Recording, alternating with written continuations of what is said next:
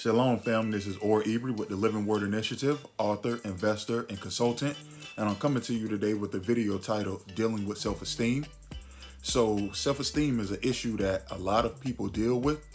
And I just have a few measures that you can take to deal with self-esteem. First off, if you have extremely low self-esteem, borderline depression, maybe you're dealing with some suicidal ideation, stuff like that, or ideas and things like that, seek medical attention.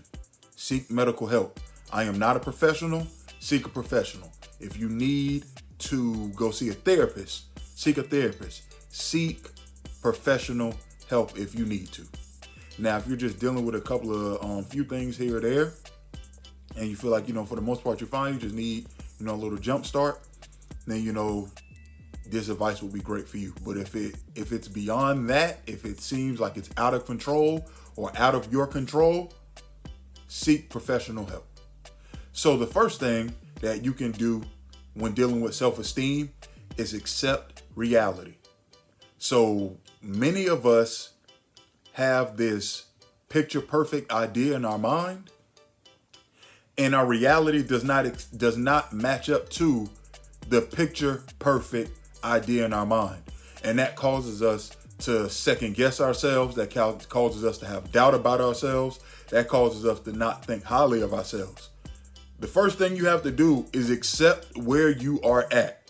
Now, that does not mean set goals and expectations. That's not what I'm saying. But what I'm saying is accept where you're at. Accept it. Okay, I'm here where I'm at. The decisions that I've made in my life have got me to where I'm at now. Let me change those decisions.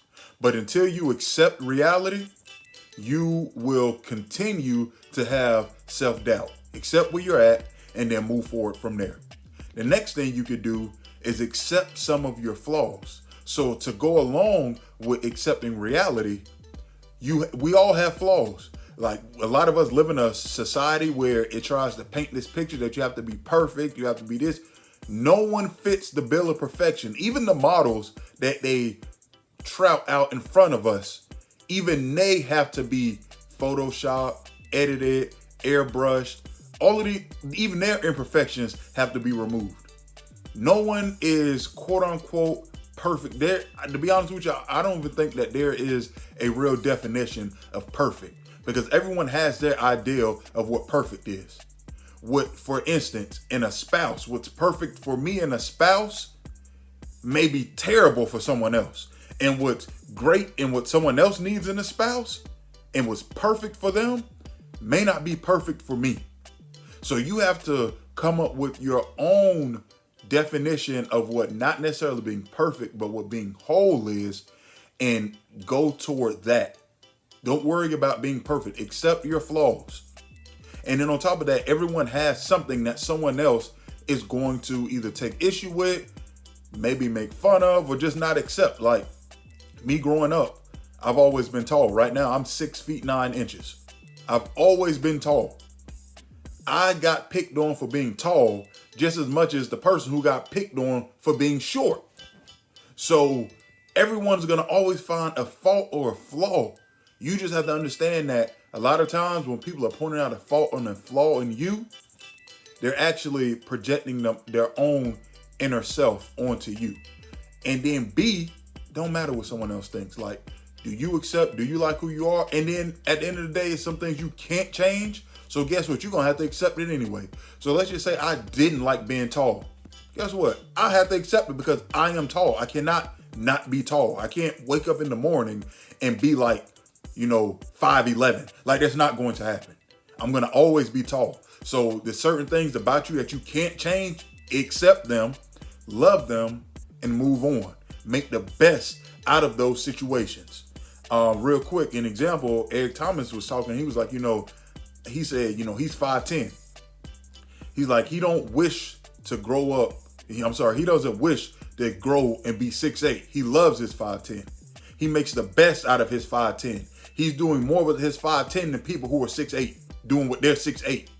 So the thing is, whatever you are, and that's just using the height as an analogy, but whatever you are, get the most out of that. Utilize that the most and work forward. Now, The next thing is be kind and firm on yourself. So don't tear yourself down. Don't say you're this, you're that. Oh, like, I'm fat. Oh, I'm so fat. No. Don't do that. If you see yourself and you feel like you're having weight issues and you having cravings for sweets, don't be like, that's why you fat, da. No, just be like, hey, right now we want to lose some weight, so that's not the best thing for us to do. Don't negative talk, don't down talk yourself. You don't need to do that. You can get the same point across to yourself being positive than you do being negative. Now, for some reason, I don't know what it is, we've been taught that negative reinforcement works better than the positive. You have to retrain your mind. You have to. You have to train your mind to be positively reinforced as opposed to negatively reinforced. A lot of us play sports. A lot of us had, I don't want to say abusive, but a lot of us had parents who maybe had, what's the word that I'm looking for? Maybe they had issues with dealing with patience. Maybe they didn't fully understand how to properly encourage children. You know, that these are the things that we dealt with. A lot of coaches, they did a lot of motivating by, you know, harping on your flaws or by tearing you down, thinking that it gets you going. So we deal with a lot of that. That's not the norm. Like, you can be positively motivated. So you don't have to call yourself fat and nasty and disgusting to get you to not eat something that you're not supposed to eat. Just simply tell yourself, hey, we don't need that because we have a goal we're trying to reach. That's not negative. That's positive, and it's the truth. You don't need to eat Twinkies if you're trying to reach a goal. So be kind but firm on yourself. Next thing is do an inventory of your skills, your positive traits, and your abilities. Many times we think we don't have anything to offer.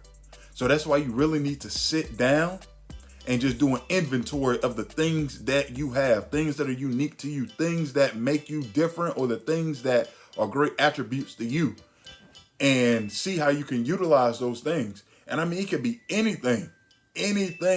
Some people have a great smile. So when they smile, it makes the day of those around them better. So you may be looking like, yeah, I have a great smile, but how can that benefit me? That's for you to figure out. Like, we know, we all remember a few years ago, the one guy from California who was a model, I don't know his name.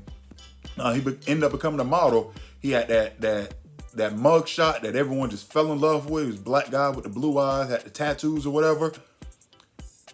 His eyes and his facial structure was something that ended up he was literally a gang member. He was a gangbanger, causing all this trouble.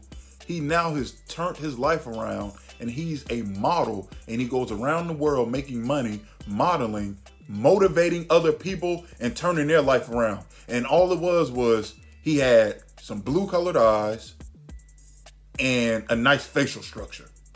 But guess what? That was a positive trait about him that he was able to use to better his situation. So you have to do the same thing. Now, everyone has different attributes. Everyone has different abilities. Everyone has different traits. So you have to take an inventory of your skills, of the things that you have to offer, and offer those things. And write those things down. You have to write them down. Don't just do it in your head. Write these things down so you can actually see it with your eyes, how great of an individual you are and all that you have to offer. It's there. Just continue to look for it. Next thing is, don't compare yourself to others and where they are at. A lot of us do this. We do this too much. We compare ourselves to someone else, and that's what causes us to deal with a lot of the issues, the self-internal issues that we have, because we see someone else in their journey, on their life, where they're at, and we're like, oh, we don't have that, and that causes us to look down on ourselves. You can't do that. Everyone is at a different pace and a different race in their life. I know a lot of us remember that popular kid in high school, or that super athletic kid in high school, or, you know, that really smart kid in high school, but they peaked in high school. So like, we were just coming into our own. Some of us were clumsy. You had that kid who was super fast, could jump really high, but then you ended up, you ended up doing more with your athletic ability than they did. They After high school, they didn't do anything else. They fell off. They tapered off. Meanwhile, you may have went on, played college sports. You may have went on, played college sports, went on, played professional, went on, started coaching, went on, did all these other things when they stopped at high school. They peaked early. You peaked later. Everyone has a different walk and a different journey in life, even for anything. So just focus on being the best you that you can be in your journey. Other people are in their journey. Let them be in their journey. Admire them in their journey. Admire them being the best that they can be at that time in their journey. But focus on you and what you're doing. Don't allow them to cause you to become envious or jealous or anything like that. Just focus on you and bettering yourself every day. Next thing is keep great company. You are the company that you keep. Very simple. So if you're trying to be positive about yourself, but you're around people who consistently are negative about themselves, eventually you're going to be negative about yourself and you're going to have a negative outlook on life. If people want to come around you talking negative, people want to come around you speaking down, people want to come around you just not in the proper mindset, in the up mindset, don't let them come around you. I promise you, like you're doing yourself a disservice by allowing negative people in your life consistently. If someone wants to come around you and talk negative, talk about people who are negative, hey, look, man, hey, we cool. I don't want to deal with that. I don't want to hear about that. Like, I'm trying to stay in a certain mindset because we deal with the law of attraction. You attract to you what you bring in, what you're thinking of. So if you're always thinking negativity, because you're always around negative people, you're going to start bringing in negative things in your life. Stay positive. Yes, there's negative things going on. Yes, sometimes there's some things you need to talk about, but the consistent and the majority of your conversations, of your dealings, of what you're going through should not be negative. It should be positive. So if individuals are around you and majority of the time they're talking negative, they're talking about negativity, or they're in a negative state, get from around them. You'll thank yourself for it later. And the last thing is participate in your own life. This has to be probably the biggest one out of all of these tips. Too many of us wake up like an accident. Too many of us wake up on accident. Too many of us do not live on purpose. We're like cattle. We're like cattle being corroded or sheep just being led to the slaughter. Like, we are not participating in our own life. We've allowed the system, quote unquote, to tell us this is how your life should be, and then go with that and then be like, well, this is how it's supposed to be because this is how it's always been. No, you have a choice. You have a matter. You can say, no, I want to do this. No, I don't want to do that. No, I accept this. No, I don't accept that. Like, you have that option. Exercise your option to participate in your own life. Don't become an avatar. Don't just wake up every day and just go. Like, question, why am I doing what I'm doing? Is this really what I want to do? Is this really where I want to be at? And if it's not, if you're disgruntled or you're upset with where you're at, change it. Don't be afraid of the pain that comes with changing it, but change it. Move forward in where it is that you want to be at. Take an inventory of what it is that you honestly want to do. Not what someone else wants you to do, not what is comfortable for you to do, not what falls into what it is that you like to do.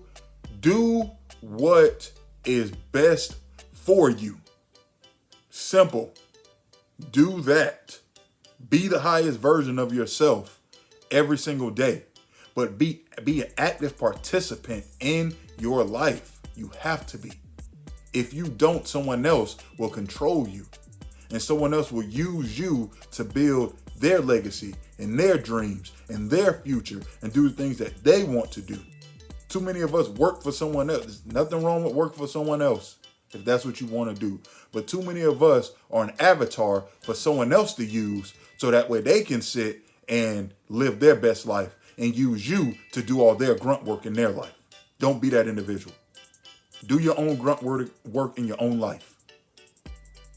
So these are simple ways to deal with self-esteem. This is Or Ibri with the Living Word Initiative. Hope this all helped you all. Have a beautiful day.